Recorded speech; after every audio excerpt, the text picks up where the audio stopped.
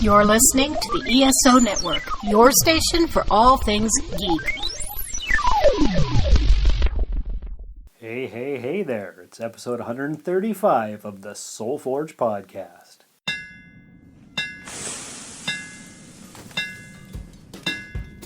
Welcome to the Soul Forge, a place of silent mystery, quiet contemplation, and outright mayhem. Join your host, Sean Vanderloo, as he guides you through the adventures of living. Together, we'll talk about life and love, sex and dating, joy and heartache, memories and loss, and so much more. Don't worry, it's not nearly as pretentious as it sounds. Get ready for life, the universe, and everything on the Soul Forge.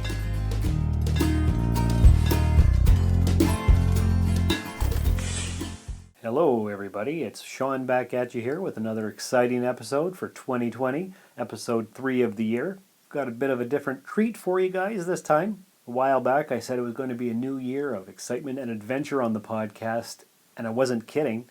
Been thinking about it all week, and I thought what I might do was a book review.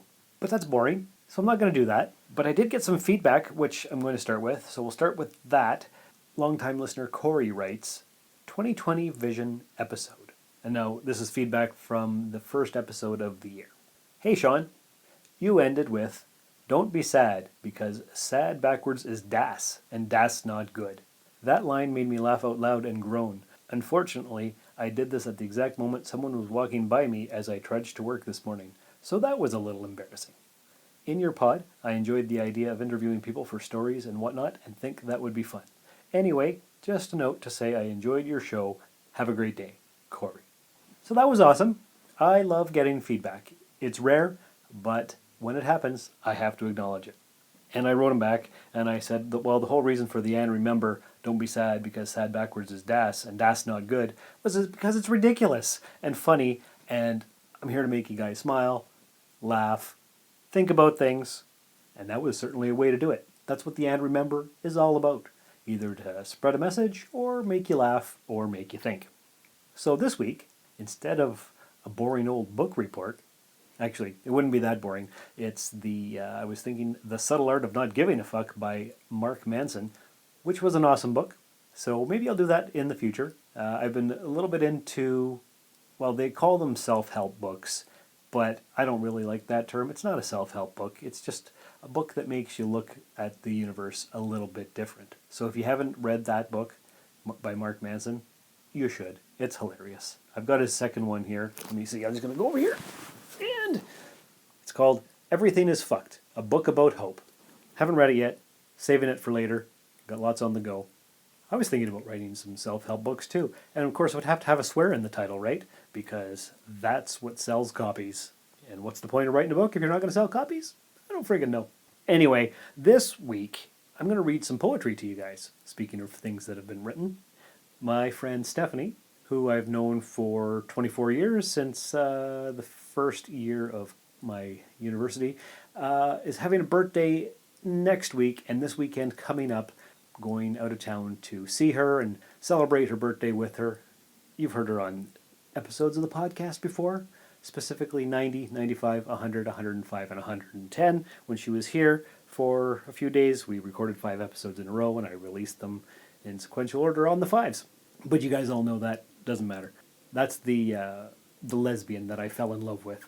So I thought in honor of her birthday and my ridiculousness and the things that I do, I'd read some of the poetry that I wrote because of her or for her or whatnot. But it's not just going to be about that. It's going to be some other random poetry too. I think this episode is going to focus on love poetry, but not necessarily. Depends on what it is. The way I'm going to do it here, I have a book of poetry. It's all in alphabetical order because I didn't know how else to organize it. So I'm just going to flip through some pages here. I picked out a few, and we'll go from there. So the first one is called Acceptance, and it's actually 2 poems in one. I made it from 2 different perspectives, but I put an and yet in between them to make it one poem. So here goes. Acceptance from October 13th, 1996. Acceptance? I used to mourn what I could not possess. You caused me immense heartache. Still, I loved you nonetheless. Often, I thought my heart would break, for each passing day my love would grow, and my chest would heave and shake. But now, my emotions have ceased to flow, for I realize we could never be. And yet, I used to mourn what I could not possess. You caused in me a hungering ache, a love that endured without redress. Often, I thought my heart would break, for each passing day my love would rise, and my chest would heave and shake. And though my emotions have ceased their cries, I know that true love never dies. So what do you think about that? I had it bad for this girl. I met her in January of 1996. We started hanging out pretty intensely. She was awesome. She was creative. She was funny. And of course, I fell in love, as one does. And shortly after that, I found out she was a lesbian. And I was devastated. Because if there's one thing you folks know about me, I've got some strong emotions. So that's just one of the poems that I wrote because of her. But it wasn't all daisies and rainbows and stuff. I was going through the gamut of emotions. Sometimes I felt really close to her, and sometimes I resented her, resented myself, resented my feelings, had mixed thoughts on things. So November 8th of that year, 1996, I wrote Bitter Aftertaste. Once, she was always there, said she'd never leave your side. Now where is she? I think she took you for a ride. Tell me, what does it matter? She squeezed your heart, watched it splatter. Your eyes widen with a vacant stare, and a piercing scream echoes in the night. Have you ever desired someone so intensely you could taste it? So that was some strong emotions. Not even sure what was going on in my head back then. That's a long time ago now, but I wasn't very happy apparently. Now this one, written December 12th of 96, is one of my favorite poems that I've written. I don't think it's necessarily about Stephanie. It's just something that came to me, and I thought the words were really deep. It's short. It's called Blank Page. You were the poem I never wrote. You sat, a sketch on the edge of consciousness. I never filled you in, never completed you. You were the poem I tried to put down in prose. The words couldn't come. I held you, in my mind, out of reach of everything. I tried to make you a symbol, a metaphor, but you were all too real for that. You were the poem words couldn't capture. What do you think about that? I think that is such a descriptive image of just somebody who's amazing, and no words will describe the depth of their greatness. Yeah, maybe that's what it's about. I like it anyway. What do you guys think? soulforgepodcast@gmail.com. Give me some feedback like Corey did at the beginning of the episode. That always is awesome. I love it. And speaking of things that we love, we all love podcasts, and you know how I can tell? Because you're listening to this one. And if you like podcasts and you have not listened to other podcasts here on the ESO network, you totally should be, guys and girls. Now, the Flopcast just celebrated their 400th episode, so I'm going to play a promo for them right now. Live from Chickentown, this is the Flopcast, a podcast obsessed with comic books, Saturday morning cartoons, conventions, music, stuff from the 70s and 80s that nobody else remembers, and chickens. It'll be the silliest half hour of your week. You can find us at flopcast.net and on the ESO network. I'm the mayor of Chickentown, and I approve this message.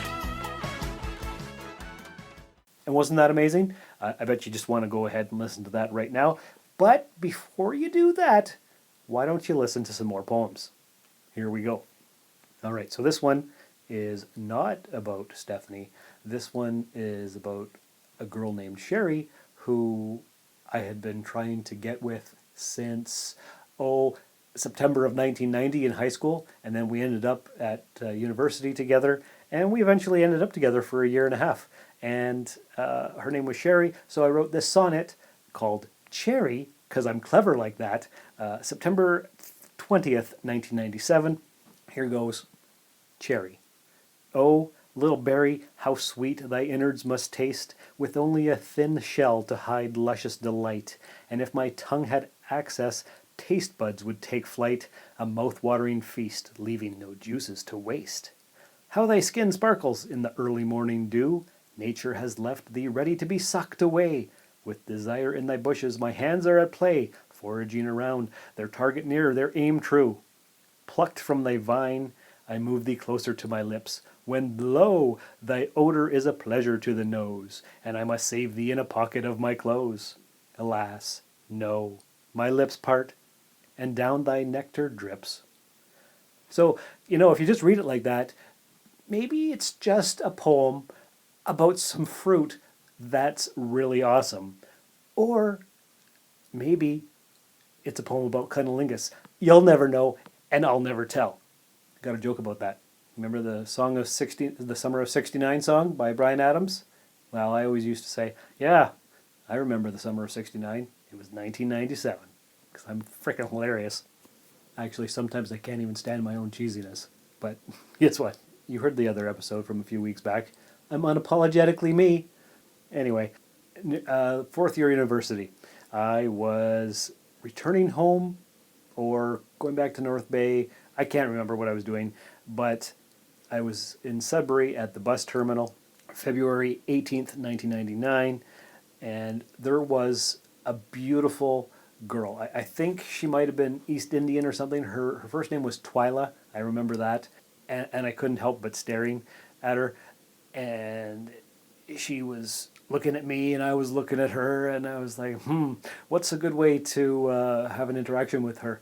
So what I did was I took out my pen and paper and I started writing a poem, and it was about her, and she started talking to me. So we talked on the bus ride all the way to wherever we were going, and it was a pretty bad poem. I think I've edited it in the meantime. And I think the original name for this poem was not just good looking but gorgeous, but I changed it to Encounter at the Terminal. So I'm just going to read it to you here as I found it in my book. There you are, sitting in a chair, a cascade of dark curls to frame your face. You could be a model sitting with such elegance and poise. There's a trace of European ancestry in your face and around your eyes. I know you know I think you're beautiful. I know you know I want to hold you. You look as though you speak another language. Would you teach me your tongue? Now I've caught your glance. What am I to do? Should I approach you? You have such an exquisite smile. I know I can win you with the power of speech. All I must do is stand, approach, and reach. So, not a very good poem, but it was all I could come up with in the moment, and it worked, and we talked all the way to our destination. Nothing happened after that, but whatever. She was beautiful, and she was talking to me. Let's return to the Stephanie cycle with a poem called Every Day, written September 28th, 1996. Every day I mourn what could have been. The mind endlessly wanders, going over ways of changing the past, scenario after scenario. The heart knows the truth, but can't accept it. Every day I mourn what might have been. I wake up with a numbness I can't quite feel. Many tears have marched down these cheeks. I die a slow and burning death whenever you walk into my presence. You, with your casual elegance, and me, with my stony stare of vacant sadness. Every day I mourn what should have fucking been. So, once again, a little bit bitter, a little bit sad. I really liked this girl, and of course couldn't change her because she liked girls, and so did I, and that just wasn't going to work. So, meh. And of course, as I got to know her a little bit better, and my emotions ebbed and flowed, something came to me on November 30th, 1996, and I call this poem Idealization, meaning, of course, that I had idealized her. So, short poem, here goes, Idealization. Forged by thought and tempered by time, I soon came to realize she was all in my mind. That's it. Just a quick 4 lines showing that, you know what? No, she's not exactly who I thought she was. Whatever. It's fine. Reality is different from fantasy.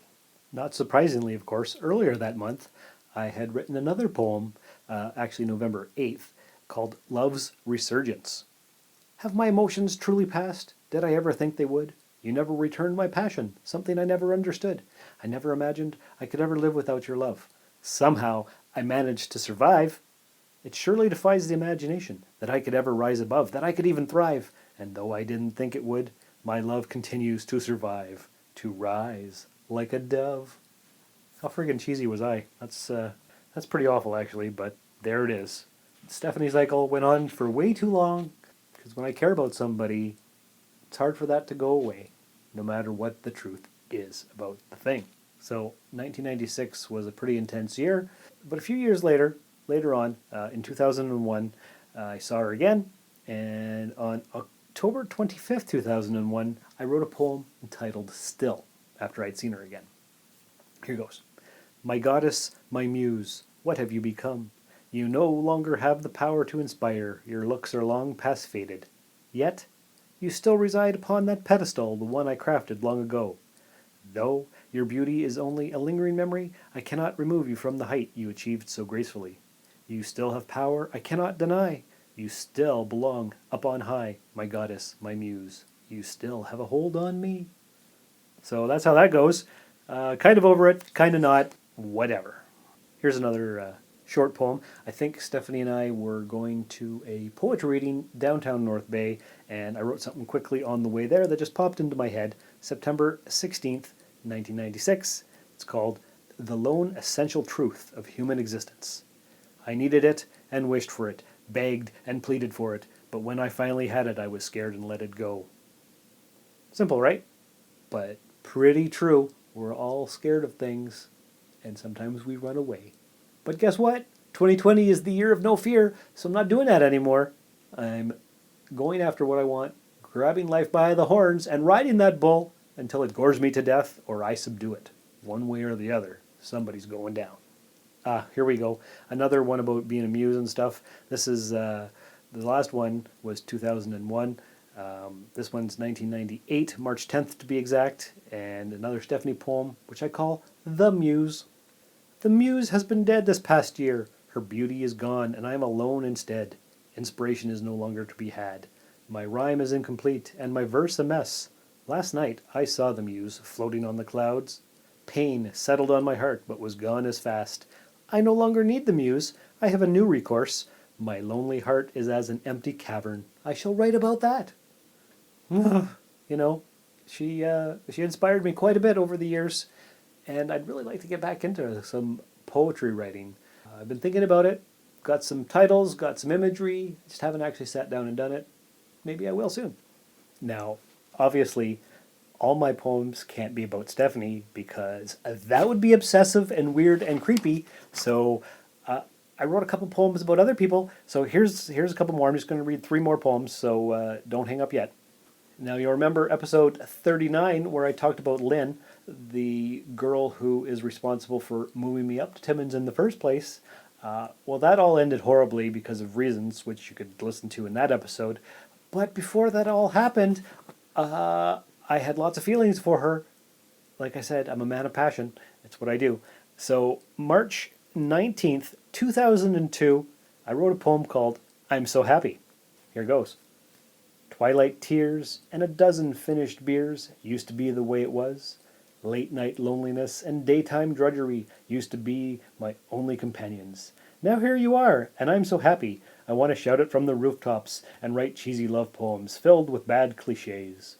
My chest is stuffed with excitement. Please poke me with a spigot and pour out some of this happiness before I explode with joy. What do you think? Does my reading in a dramatic fashion enhance the poetry? I sure hope it does. There are no poetry readings that I have come across here in Timmins. Maybe we should start a poetry group. I don't know. Is there any local listeners listening to my crap here? If there is, what do you guys think? Should we start a thing? I'd love to. It's hard to read in public, but I got about 100 and some poems here. I could do it. Okay, so a little while later, March 28th, so what, 9 days later, I wrote another poem, Truth to Tell. Here goes. I've got to admit, I have an admission to make. The other night I told a lie. I said I was falling in love, but that simply wasn't true. Sounds like a terrible thing to say. Sounds as though you meant nothing to me. If truth be told, I'd already fallen. Now you see my lie. You see the truth was bent.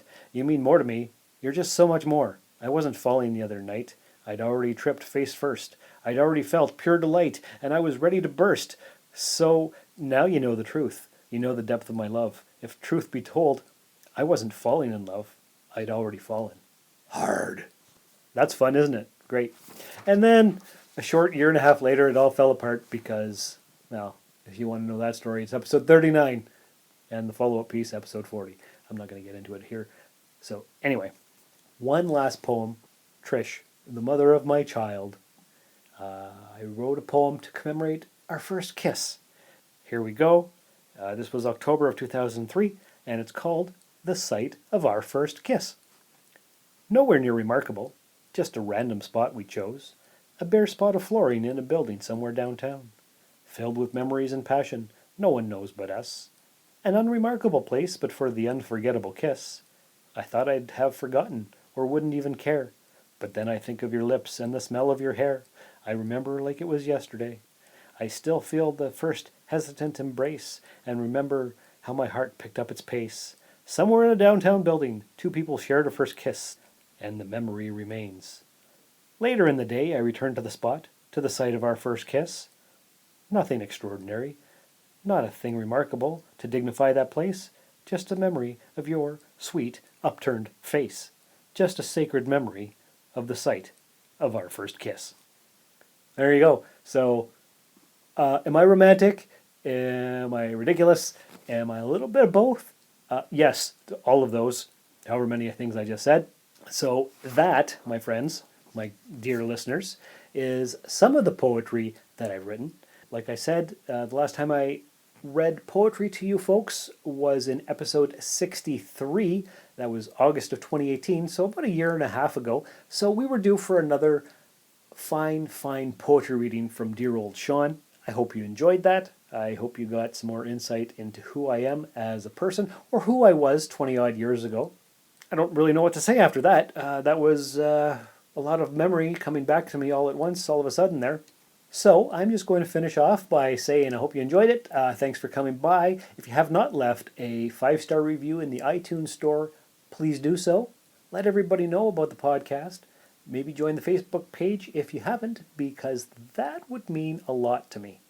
It really would. More than I can say, actually. But until next time, take care, and remember, suddenly, all the love songs were about you. Thank you for listening to another episode of the Soul Forge Podcast. Your support is greatly appreciated, and we hope you'll tune in again next time. Remember that you can visit soulforgepodcast.com for all of our social media links, and don't forget to share the show with everyone you know. The Soul Forge Podcast is your best source for living your best life. Think about it. Everyone these days could use a little support, and your friends at the ESO Network are no different. With the ESO Network Patreon, the cool thing is when you help support us, it's you who will benefit. With 4 tiers starting for as little as 25 cents a week, you can listen to some of your favorite network podcasts early, hear exclusive content, maybe get some ESO swag, or even possibly take a shot at the geek seat. All you need to do is sign up at patreon.com/ESO Network. This has been a broadcast of the ESO Network. Be part of the crew and help support our shows by donating to our ESO Patreon or by shopping through Amazon.com or the TeePublic store, which can all be found at www.esonetwork.com. The ESO Network, your station for all things geek.